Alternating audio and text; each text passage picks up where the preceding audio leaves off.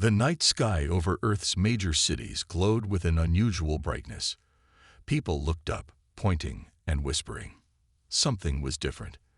The stars seemed to dance and shift in ways they never had before. In a secret underground base, alarms blared. Men and women in uniforms rushed about, their faces pale with worry. General Sarah Chen burst into the control room, her eyes sharp and alert despite the late hour. "Report," she barked. A young technician looked up from his screen, his voice shaking. "Ma'am, we've detected multiple large objects entering our solar system. They're not asteroids." Chen's heart raced, but her face remained calm. She had trained for this moment her entire life, but she never truly believed it would come. "Show me," she ordered. The main screen lit up with a view of space. Dozens of massive shapes moved slowly but steadily towards Earth. They were clearly ships, their designs unlike anything humans had ever created. "How long until they reach us?" Chen asked. "At their current speed, 72 hours, Mom." Chen nodded, her mind already racing with plans. "Contact the president and get me every world leader on a secure line. We have work to do." Over the next 3 days, Earth changed. The news of the approaching aliens spread quickly. Some people panicked, rushing to stores and emptying shelves. Others gathered in churches, mosques, and temples to pray. Many simply hugged their loved ones, waiting to see what would happen. But behind the scenes, Earth's leaders worked tirelessly. Old enemies set aside their differences, united by a common threat. Military bases buzzed with activity as soldiers prepared for the unknown.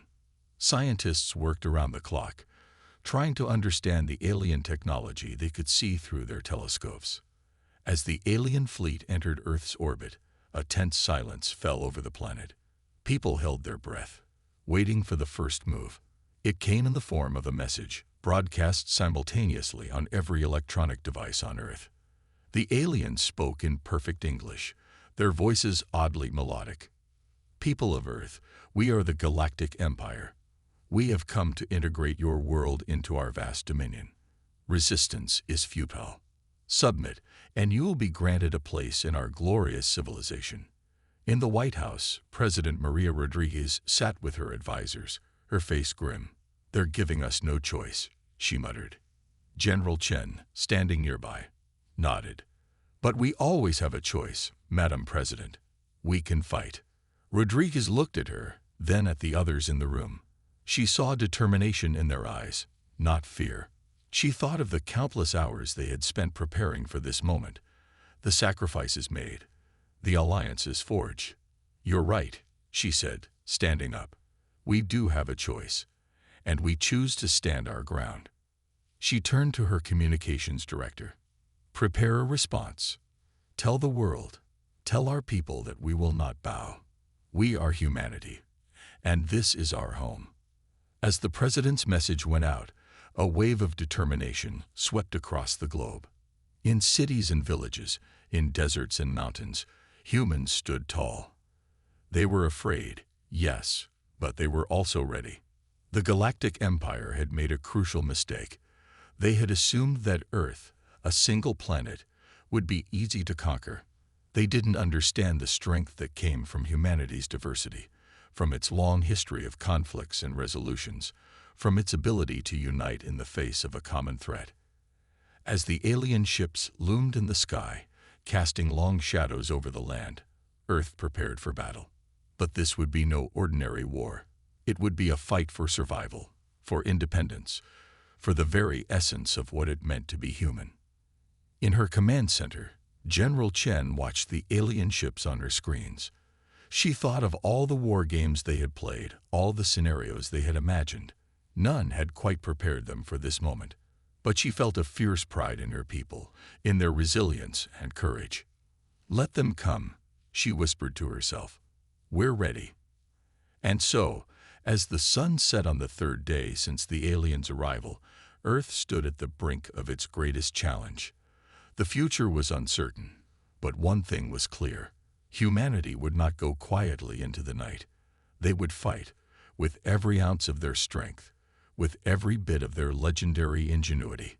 The battle for Earth was about to begin. The massive alien ships hung in the sky like dark clouds, their presence a constant reminder of the threat Earth faced. In the United Nations headquarters in New York, world leaders gathered for an emergency session. The room buzzed with tension and whispered conversations. Secretary General Amina Okafor stepped up to the podium, her face stern but composed. "Fellow leaders," she began, her voice echoing through the hall, "we face the greatest challenge in human history. The Galactic Empire demands our submission. But we are here to decide our response." As if on cue, the large screen behind her flickered to life. The alien commander appeared, his skin a pale blue, eyes large and unblinking. "Humans," he said, his voice oddly melodious despite the harsh words. "Your time to decide has ended. Submit to the Empire or face annihilation. You have one Earth rotation to comply." The room erupted in angry shouts and fearful murmurs. Okafor raised her hand for silence. "We have heard their terms," she said calmly. "Now we must decide our future." For hours, debates raged. Some argued for submission, hoping to save lives. Others insisted on fighting, no matter the cost. As the discussions continued, reports flowed in from around the world. People were scared, but there was also a growing sense of defiance. In a small town in Brazil, locals painted their houses with the words "Earth is ours." In Tokyo, millions joined hands, forming a human chain around the city. From the International Space Station, astronauts broadcast a message: "We've seen Earth from above.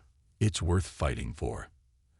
As the deadline approached, President Rodriguez of the United States stood to address the UN. "My fellow humans," she said, her voice firm, "throughout our history, we have faced countless challenges.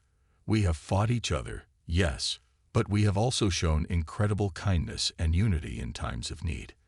Today, we face an enemy that threatens not just one nation, but our entire world, our entire species." She paused, looking around the room. "I say we fight, not just with weapons, but with our spirit, our creativity, our unwavering will to survive and thrive. We are humanity, and we do not surrender." A roar of approval filled the chamber. Even those who had argued for peace nodded in acceptance. Earth had made its choice. As the UN session concluded, preparations began worldwide. Military bases scrambled jets and readied defenses. But the fight wouldn't just be with conventional weapons. Earth had a few surprises up its sleeve. In a secret facility deep beneath the Swiss Alps, Dr. Yuki Tanaka worked feverishly with her team. They had been developing advanced technology in secret for years, preparing for this very scenario. "The EM pulse is ready," she reported over a secure line to General Chen. "If it works, it should disable their ship systems." Meanwhile, in Silicon Valley, a group of ethical hackers led by Raj Patel prepared for a different kind of battle. "We're into their communication systems," Raj announced, his fingers flying over the keyboard. "They may have advanced tech, but their cybersecurity is full of holes. Guess they never expected to face human ingenuity." As the deadline neared, a sense of eerie calm settled over the planet. In homes and shelters, in military bases and command centers, humans waited, ready for whatever came next. Exactly 24 hours after their ultimatum, the alien commander appeared on screens worldwide again. "Humans," he said, his tone now tinged with anger. "You have chosen poorly. Prepare for." His message cut off abruptly as Raj and his team launched their cyber attack. At the same moment, Dr. Tanaka activated the EM pulse. In the skies, several alien ships suddenly went dark, drifting aimlessly. The alien commander's face reappeared, now showing clear shock. "What is this? How dare you?" President Rodriguez stepped into view, her expression resolute. "This is humanity's response," she declared. "Earth is our home. And we say, no entry for your galactic empire." Around the world, cheers erupted. The battle was far from over, but humanity had made its stand. They had faced the ultimatum, and answered with defiance. Now, the real fight would begin. In her command center, General Chen allowed herself a small smile. "Well done, everyone," she said to her team. "But stay alert, this is just the beginning." As if to emphasize her words, alarms began to blare. The alien ships were powering up their weapons. The sky lit up with ominous energy signatures. Earth's first victory had been won. But the war for their world had only just begun. The sky burned. Alien energy weapons lit up the atmosphere, turning night into day. The Galactic Empire had launched its first major attack, expecting to crush Earth's defenses in one swift stroke. But Earth was ready. In orbit, hidden satellites activated, projecting a shimmering energy shield. Many of the alien blasts dissipated harmlessly against this unexpected barrier. On the ground, people watched in awe as the sky rippled with the impacts. In her command center, General Chen barked orders. "Activate all defense grids. Counterattack pattern Alpha." Around the world, secret weapon installations emerged from underground bunkers, mountaintops, and ocean depths. Years of hidden preparations were paying off. Plasma cannons, reverse-engineered from crashed alien tech, fired back at the Empire's ships. The alien commander, Zorthal, watched in disbelief as his fleet took heavy damage. "Impossible," he roared. "These primitives should be defenseless." Meanwhile, in the skies above, Earth's own spacecraft joined the battle. These weren't the clunky shuttles the aliens had expected. Sleek and nimble, they darted between the massive Empire ships, firing precision strikes. Captain Layla Esfandiari piloted the lead fighter. "Remember your training," she told her squadron. "Use their size against them. We're the mosquitoes, they're the elephants." Her fighters zipped through the alien formation, causing chaos. The Empire's rigid battle tactics fell apart in the face of Earth's unconventional warfare. Back on the ground, cities activated their local defenses. In Tokyo, enormous mecha robots, long thought to be mere entertainment props, stomped into action. Their pilots, trained in secret, engaged alien ground forces with unexpected skill. In the Amazon rainforest, hidden tribes emerged with bioengineered plants that grew at incredible speeds, entangling and disabling alien landing crafts. The Empire troops found themselves bogged down in a living, growing maze. Dr. Tanaka's team worked frantically in their Alpine lab. "The EM pulse bought us time," she said, "but they're adapting. We need something new." Suddenly, a young scientist named Quaim burst in. "Doctor, I've done it." He held up a small device. "It can hijack their neural networks. We can turn their own troops against them." Tanaka's eyes widened. "Get this to General Chen immediately." As the battle raged on, Earth's leaders gathered again. President Rodriguez looked at the holographic battle map, her face grim but determined. "We're holding our own, but at a cost. We need to push them back decisively." The Russian president, Nikolai Volkov, stepped forward. "Perhaps it's time we revealed our biggest secret." He looked around the room. Project Titan. A murmur ran through the assembled leaders. Project Titan was their ace in the hole, a weapon so powerful it could turn the tide of the war. But using it came with risks. Rodriguez nodded slowly. "You're right. Authorize Titan." In a hidden base under the Pacific Ocean, a massive hangar door opened. A colossal shape rose from the depths, a machine that dwarfed even the largest alien ships.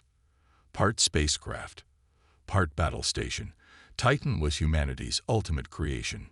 As Titan emerged, a cheer went up from Earth's defenders. The alien ships, for the first time, began to retreat. In his command ship, Zorthal watched in horror. "What is that monstrosity?" he demanded. His second-in-command, visibly shaken, replied, "Sir, we're detecting power readings off the scale. That single construct outguns our entire fleet." Zorthal's face contorted with rage and fear. "All ships, fall back. Regroup at the outer system." As his ship turned to flee, he snarled, "This isn't over, humans. We'll be back, And next time, we'll be ready for your tricks. As the alien fleet retreated, celebrations erupted across Earth. In streets and shelters, people hugged and cheered. Humanity had stood its ground and won the first major battle. But in command centers and strategy rooms, leaders knew the war was far from over. The Empire would return, stronger and wiser. General Chen addressed her global command. "Well done, everyone. We've bloodied their nose and shown them what we're made of. But this is just the beginning. They'll be back, and we need to be ready." As the adrenaline of battle faded, the enormity of what had just happened began to sink in. Earth had faced its greatest threat and survived. More than that, they had proven themselves a force to be reckoned with. The Galactic Empire had come expecting an easy conquest. Instead, they had found an adversary unlike any they had ever faced. Humanity, with its blend of unity and diversity, of advanced technology and primal determination, had changed the game. The battle for Earth was far from over. But for the first time, victory seemed possible. Humanity had revealed its unexpected strength, and the galaxy would never be the same. In the wake of Earth's surprising victory, the planet buzzed with a mix of celebration and preparation. The Galactic Empire had retreated, but everyone knew they would return. In a secure bunker beneath Washington, D.C., world leaders gathered to discuss their next move. President Rodriguez stood at the head of the table, her face etched with determination. "We've won the first battle, but the war is far from over. We need to understand our advantage and use it." Dr. Tanaka stepped forward, her holographic image flickering slightly. "Madam President, I believe I can explain our edge. It's not just our technology. It's us, humans." The room fell silent as Dr. Tanaka continued.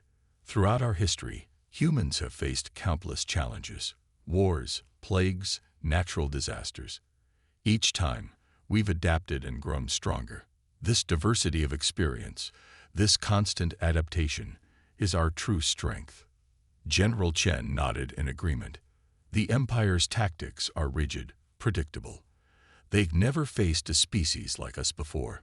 As if to illustrate their point, screens around the room lit up with images from Earth's past. The building of the pyramids, the Renaissance, the Industrial Revolution, world wars and peace treaties, moon landings and deep-sea exploration. "Look at our history," Rodriguez said softly. "We've been preparing for this moment without even knowing it." Meanwhile, in orbit, Captain Esfandiari floated in her spacecraft, studying data from the recent battle. She noticed something odd about the alien ship's movements. "They move like a single organism," she murmured. "No individuality, no creativity in their tactics." Back on Earth, in a bustling market in Marrakesh, a street vendor named Youssef had an idea. He rushed to the local military outpost with an old carpet and a pot of tea.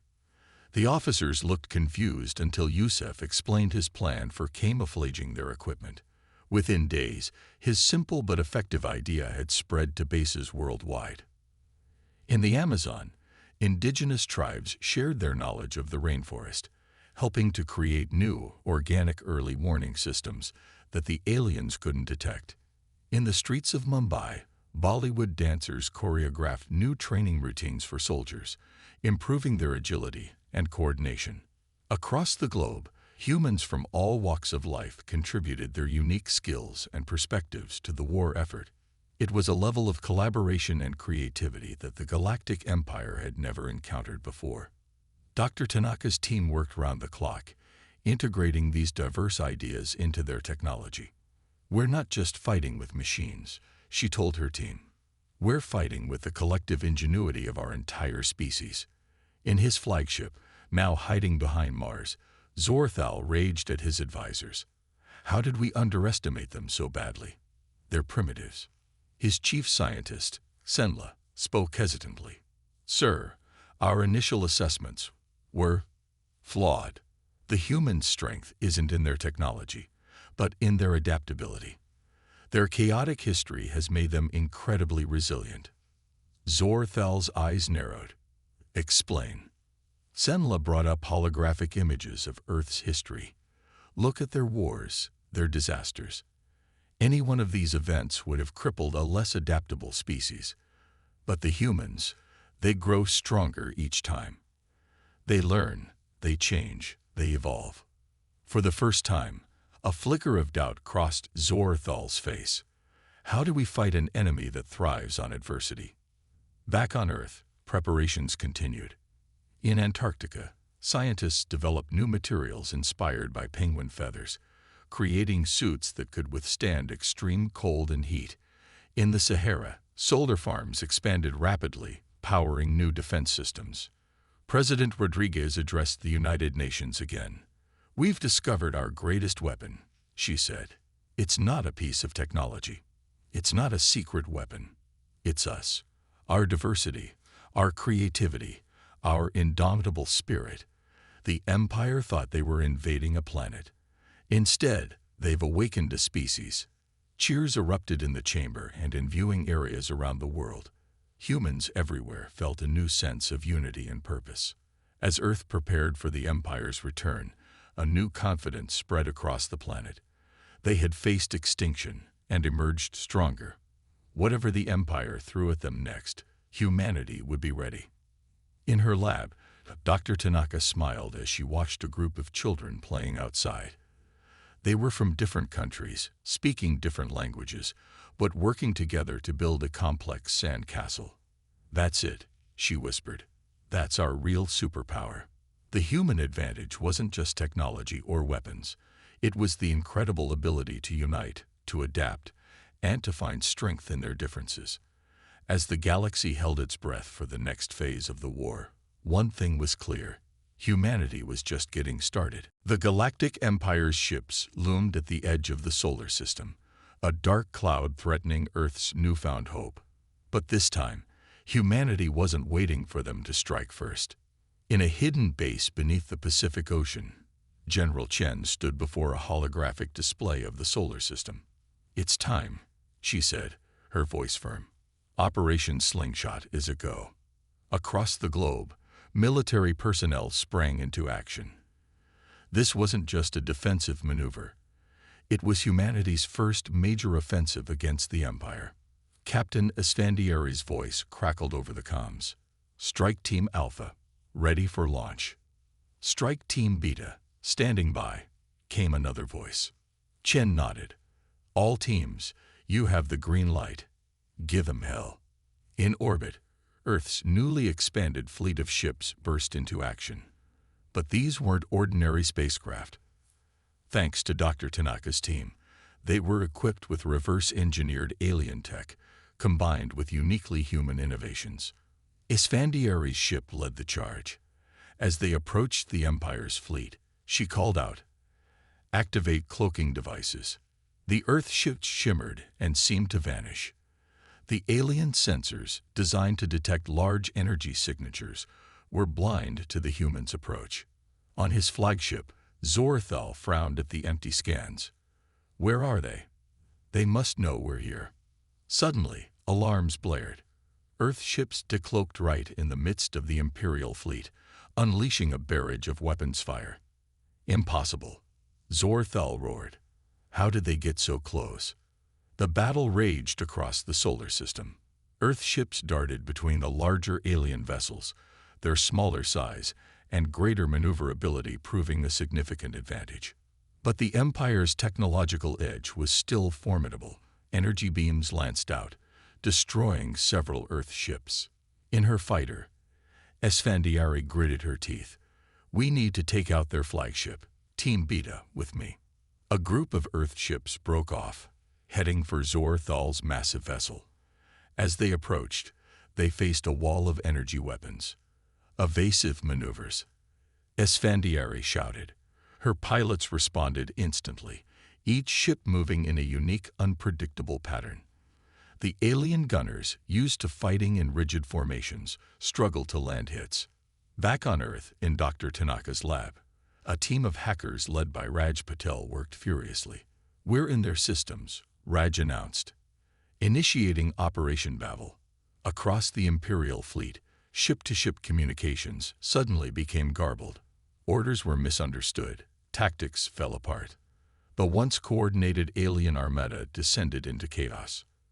Zorthal watched in horror as his fleet's formation crumbled. What's happening? Restore communications immediately. But it was too late. Earth's ships pressed their advantage, targeting key systems on the alien vessels. Engines failed, weapons went offline. In Washington, D.C., President Rodriguez watched the battle unfold on a large screen. "It's working," she breathed. "We're actually pushing them back." The tide of the battle had turned. Imperial ships, cut off from Central Command and unable to adapt to the humans' guerrilla tactics, began to retreat. Isfandiari's voice came over the comms, tight with excitement.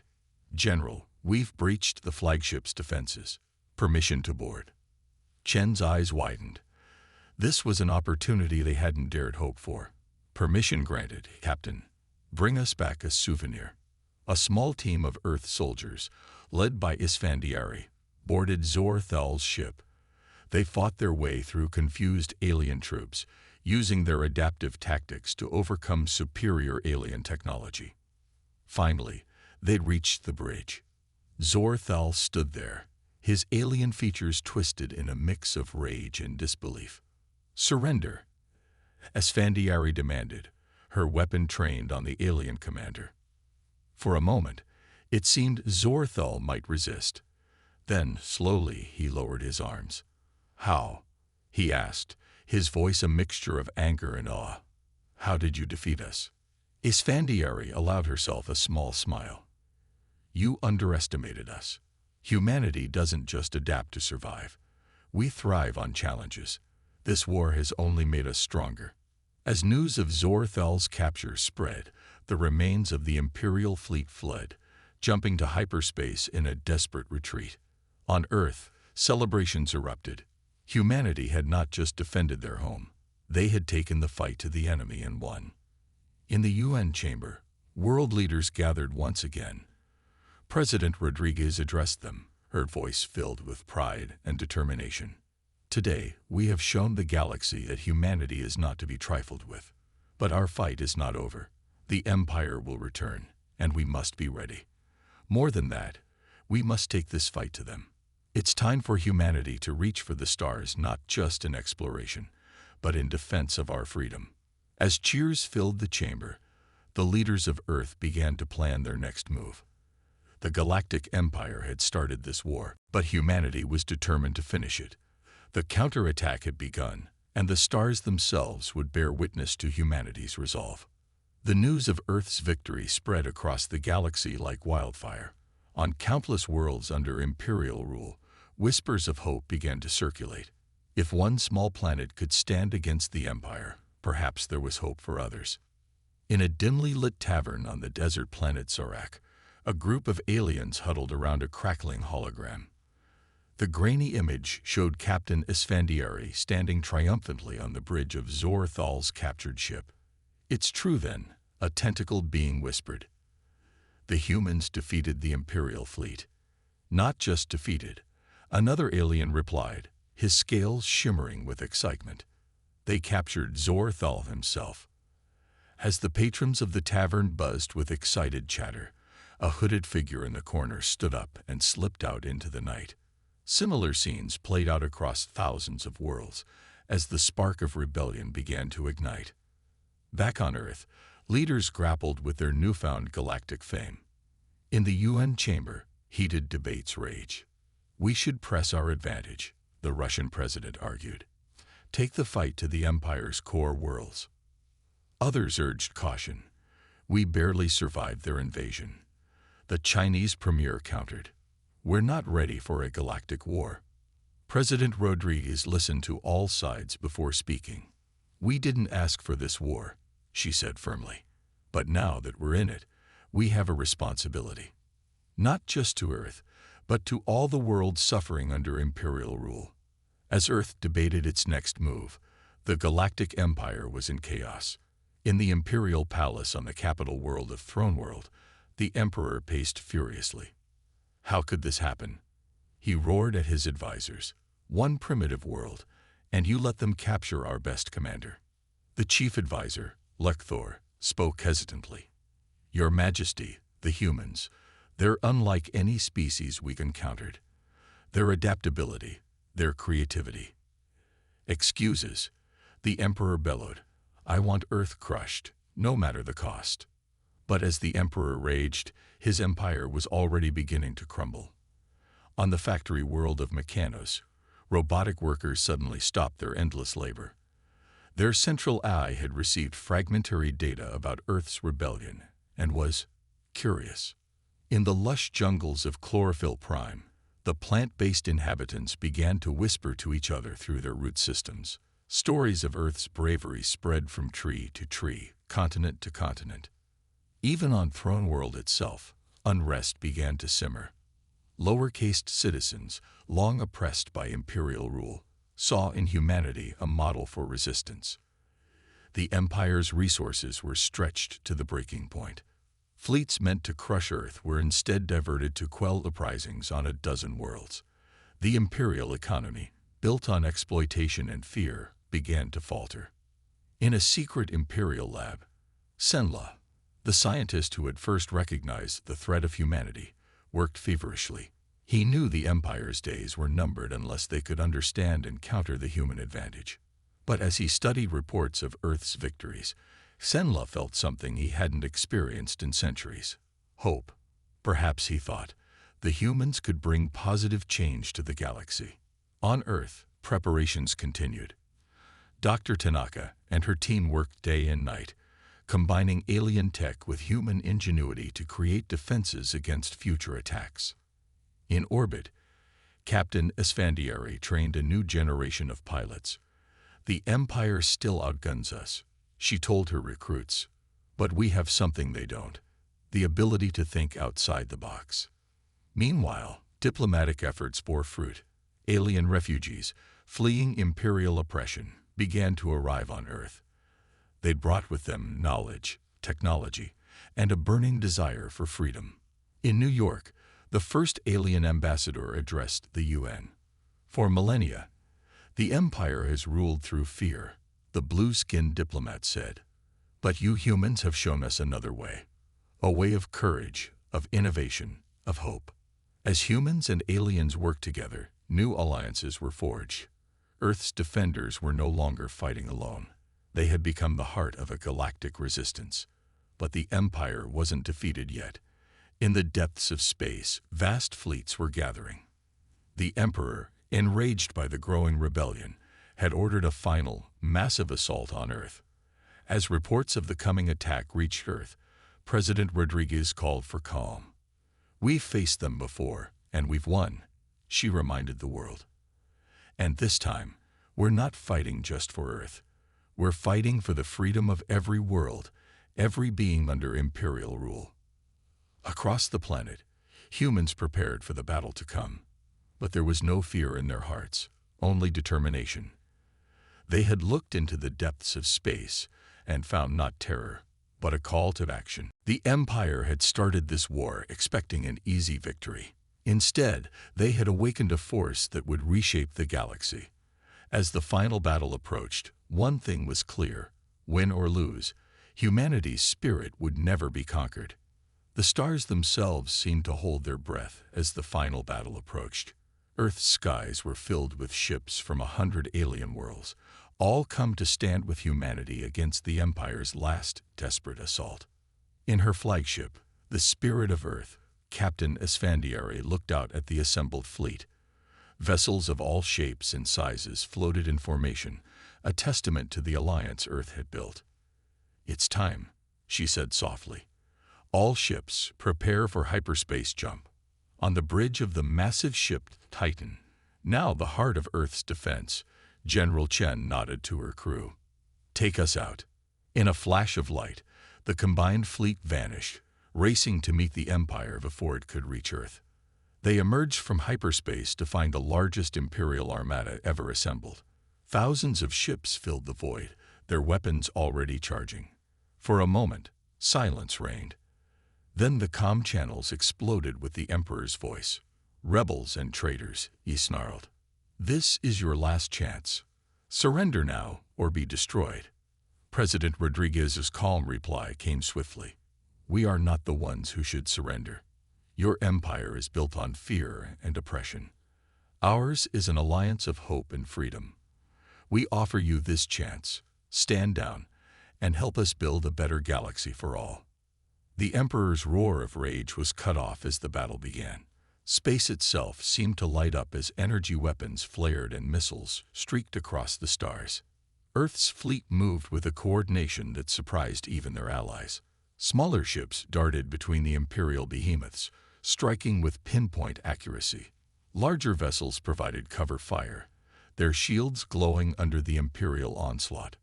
On Titan, Dr. Tanaka worked frantically.